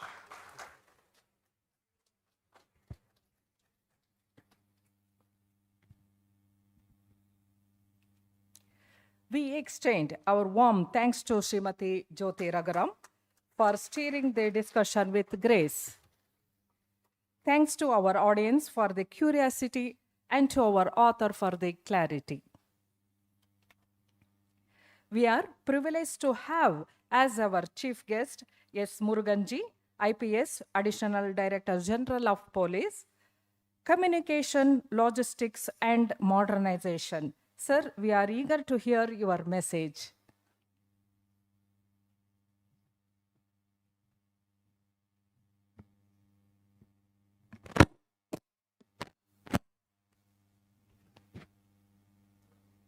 Namaskara.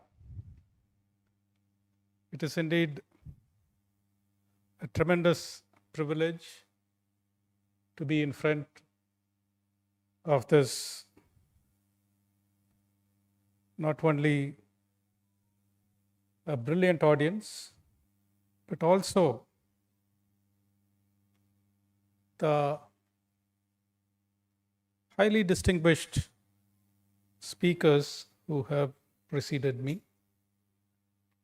Dr. Chiranjiv Singh, who launched the book, Shri K.G. Raghavan, chairman of this institution, and of course, the apple of everyone's eye, the author of the book that has been released today, Shri Tirumala Venkata Devaraya, better known as Aryan, Shri Suresh. Being the last speaker is always a mixed bag, because most of all that needs to be said has already been said. And when the stage is filled with such distinguished speakers, it makes life even more difficult. But being a policeman, I will try my best. Before I get into the book, I read a very interesting article in the newspaper today about what is called the Pipravaha Horde.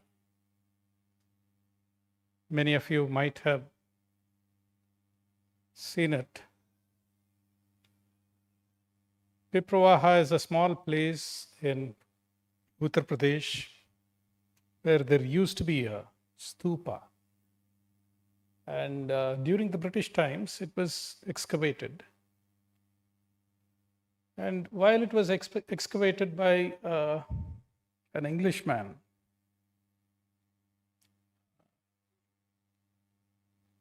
they came across a reliquary containing the mortal remains of Buddha, along with many jewels and other ceremonial and ritual articles that generally are placed in the core of the stupa. The stupa is basically a place that commemorates a great person in Buddhism. The story goes that during the final years of Buddha, many of his disciples would ask him how he would like him to be remembered by his disciples. And every time this question was raised, Buddha would answer it with a quiet smile and pass on. He generally avoided a direct answer. When he was repeatedly questioned, he finally spread a mat on the ground, inverted his begging bowl on the mat, and put his staff on top of the begging bowl, the inverted begging bowl, and on top of which he put the staff, which is basically the structure of the stupa. Buddha never asked anybody to build a stupa to commemorate him. He indicated a certain way of remembering, which was subsequently interpreted by his disciples, and these stupas were built and continue to be built in those places where Buddhism is still popular.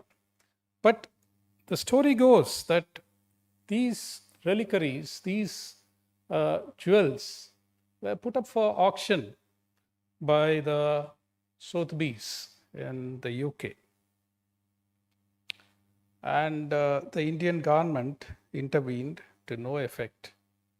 And subsequently, many other philanthropists and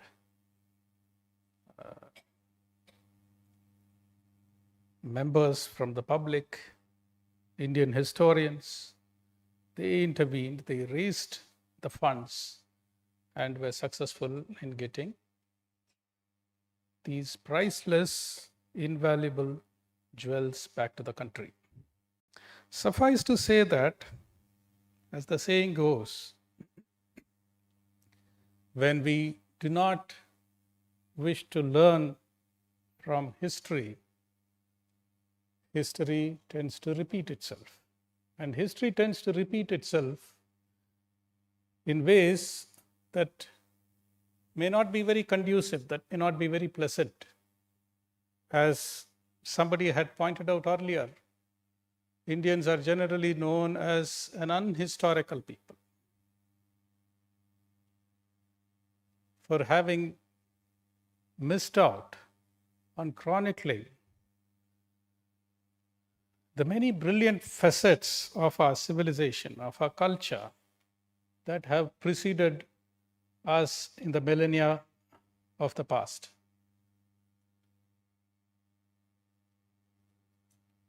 While we have been able to get the Pipravaha jewels back, there are many other invaluable aspects of our history which are still lost to us.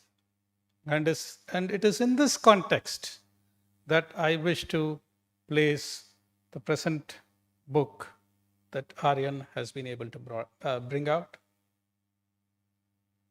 And it is in this context also that I would like to place the many other efforts that have been taken up by Krishna and his wife Ratna. I have been, as not only a one-time IG of Ballari range, but also subsequently as a friend, I have been the recipient of their generous hospitality and kindness. And I have often been surprised by their many endeavors in encouraging the cultural and the historical aspects of that particular region. They have been associated with many projects where they have tried to revive many lost cultural practices. Because history, in the end, is not something that we read in a book. It's not something that some learned person writes and lectures about in a college. History is present in each and every one of us. This is a strong belief, at least for me personally. More than the word history in Tamil, we call history Varalaru. Varalaru means Bandadari. It is the path which we have followed to reach where we are. And to that extent, it is present in each and every one of us. The book that Tirumala has written is an adventure story. An adventure story not of some royalty. It is the story of a boy from the peasantry, the common folk, who in those times, which were no doubt feudal,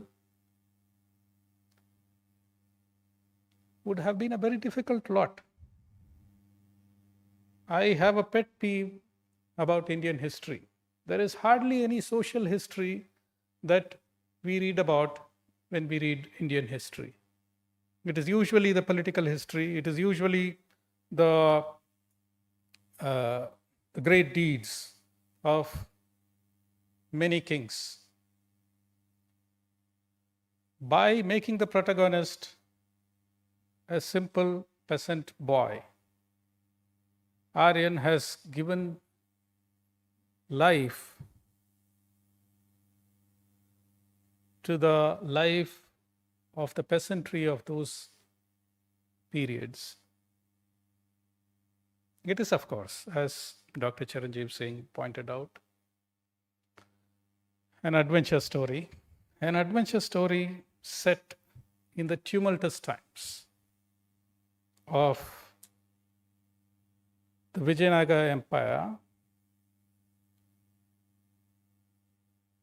when it was at its acme, when it was at its peak. Krishna Devaraya died sometime in 1529. He lived up to his 58th year. And it was a very eventful reign of almost 20 years, where he could move through the southern part of India and establish not only his political suzerainty, but also establish a great cultural revival. And this cultural revival not only happened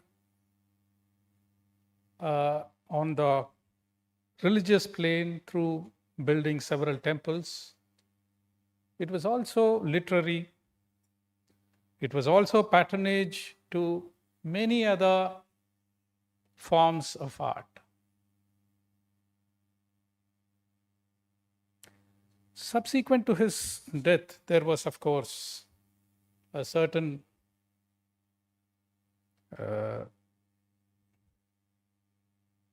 hiatus,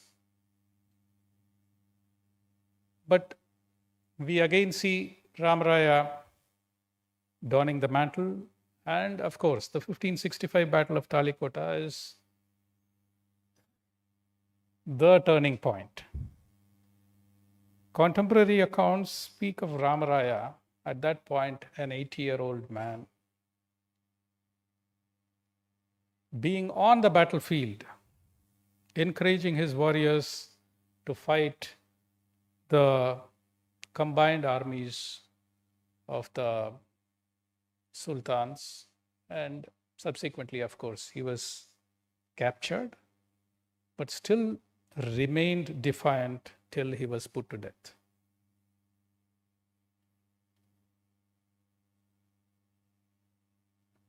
I am quite sure that this first book is only the foretaste of what is to come, and the subsequent 2 books of the trilogy are going to be even more spicy.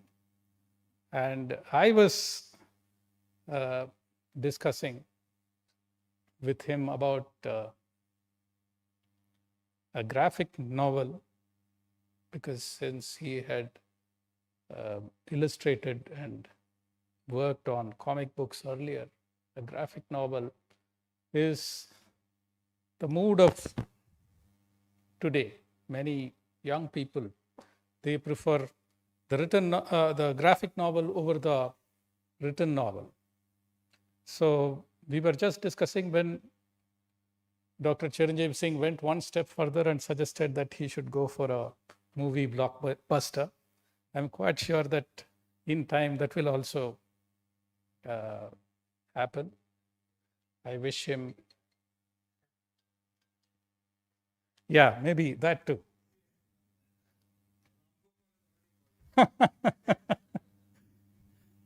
I'm sure all good things are going to come to him with the kind of beginning that he has had. And from my personal front, I do wish him the very best. I'm quite sure that he is going to put in further research, and as he himself pointed out, make things far better in the next 2 books that are to come.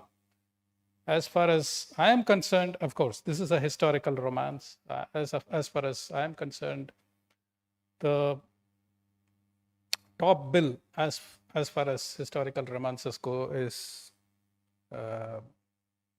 Kalki's Ponniyin Selvan. It is, of course, in Tamil, recently translated into English too.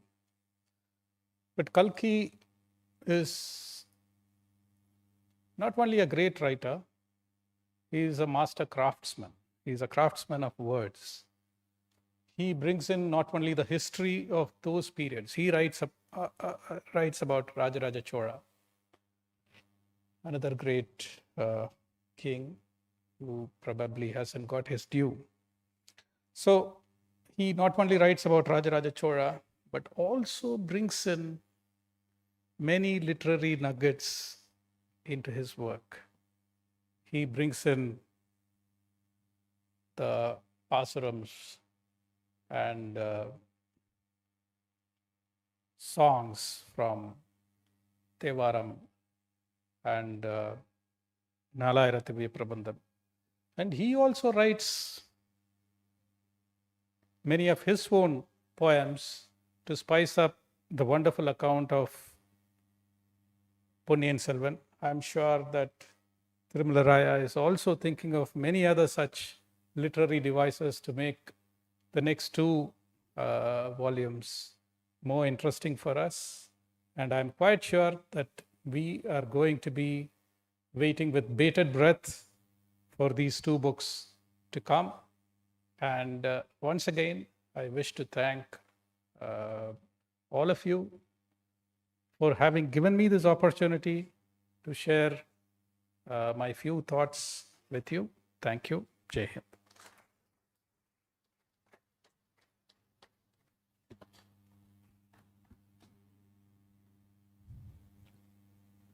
Thank you, sir, for your inspiring words. We now offer our heartfelt gratitude and respect to our dignitaries.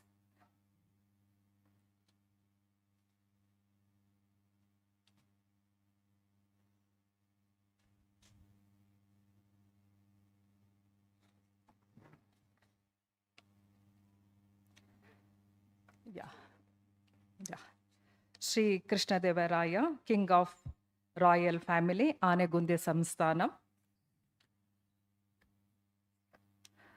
I request our chairman, Shri K.J. Raghavan, to honor.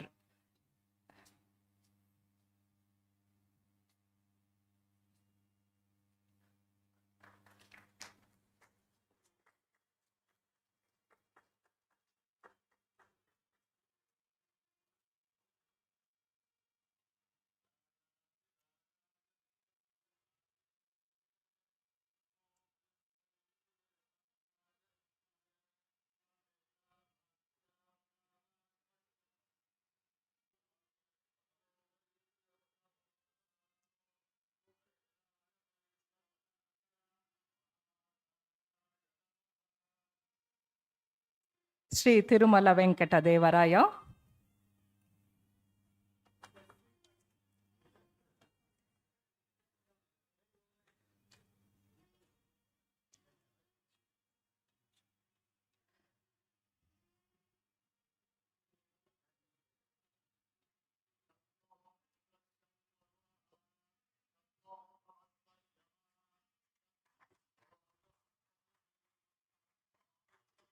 I request Srimati Ratna Shri Raya to come on the dais.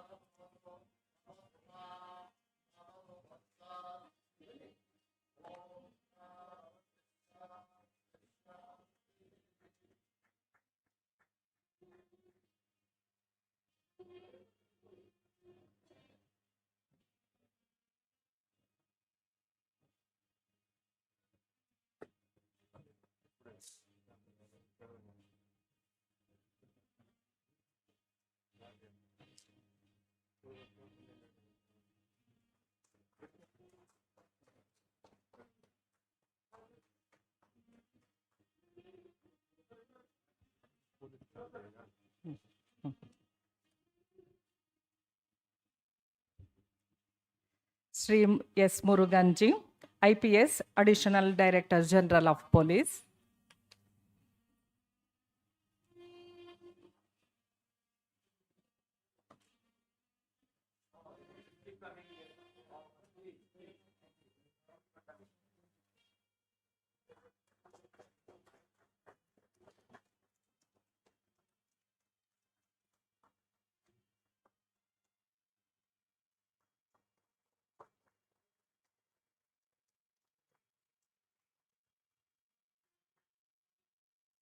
I request Srimati Jyoti Raghavan to come on the dais and receive a token of love.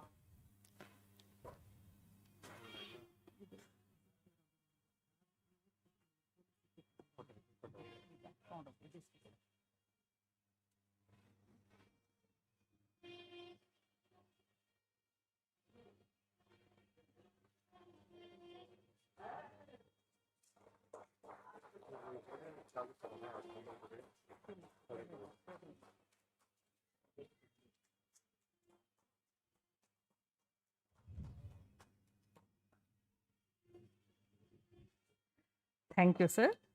To close this morning proceedings, I invite Shri H.N. Sureshji, Director Bharatiya Vidya Bhavan, Bengaluru, to propose the vote of thanks.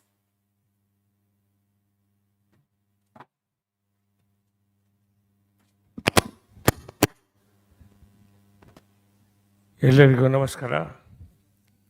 ಬಹುಶಃ ಹೆಚ್ಚು ಸಮಯ ಆಗಿಲ್ಲ ಅಂತ ಕಾಣುತ್ತೆ, ಯಾಕೆಂದರೆ ನಾವು ಅಂದ್ಕೊಂಡಿದ್ದು ಇನ್ನೂ ಜಾಸ್ತಿ ಹೊತ್ತಾಗುತ್ತೆ ಈ ಸಮಯ ಅಂತ, ಯಾಕೆಂದರೆ ಅಷ್ಟು ಪ್ಯಾನಲ್ ಡಿಸ್ಕಷನ್ ಇತ್ತು, question answers all that. But anyway, we have come to the close of the session. 2 or 3 things I would like to just mention. First of all, on behalf of all of you, let's congratulate our wonderful new author, Krishna Devaraya. Give a big round of applause to him. And he is the one who is the big inspiration for that, and also our Tirumala Venkata. Give a big round of applause to him. And we assure Tirumala Venkata Devaraya that the next 2 books will be also released here. Once it is ready, we will be more than happy. And as Chiranjiv Singh sir said, if you can make a movie, be as a hero, and we will release that film also here. He looks quite like a film star only, no issue. And it's a very nice that all of you are here this morning, despite, one thing we always notice, we did celebrate 2 days back, 79th year of independence. But still the people of India has a lot of love and regards and gratitude to the all royal families that has been, ruled this wonderful land. Irrespective of whether it's a Mysore or Vijayanagara or any other place, whether Baroda or any place, that much of, the love and affection, these kings were deserved much because of their work.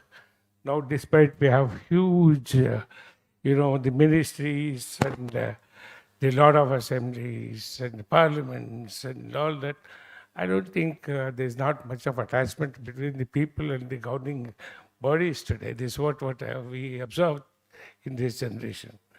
So this is the general observations that we have been making. The royal family is always deserved a special respect from the people of the place. So that you have to ensure that love and affection given by the people are always, in their mind and heart, even in the future generations to come.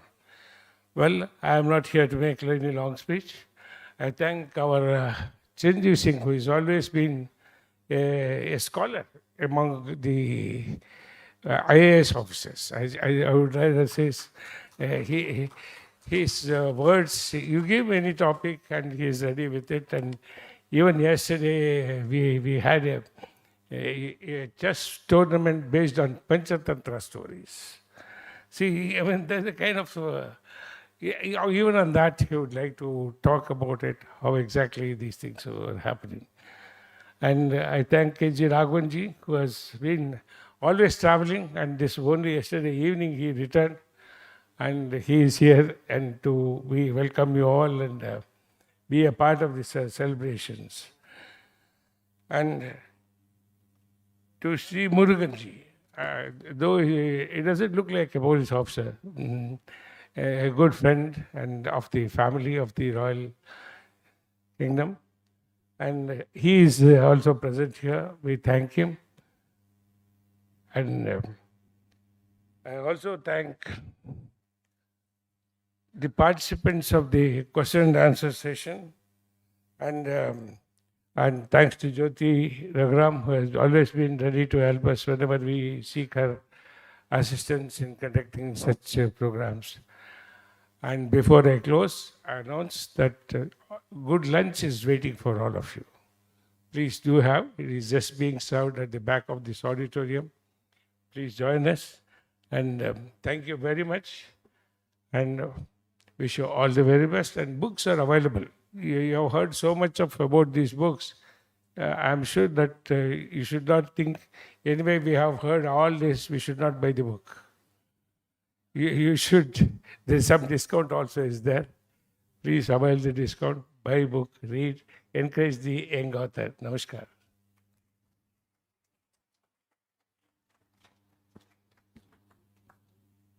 Thank you, sir, for your heartfelt acknowledgements.